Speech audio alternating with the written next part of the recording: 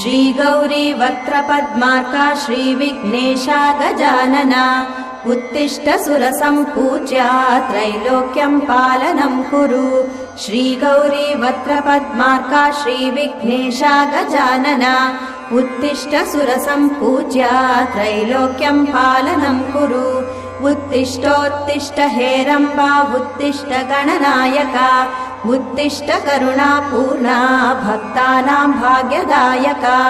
उत्तिष्ठोत्तिष्ठ हेरम्बा उत्तिष्ठ गणनायका उत्तिष्ठ करुणापूर्णा भक्तानां भाग्यदायका।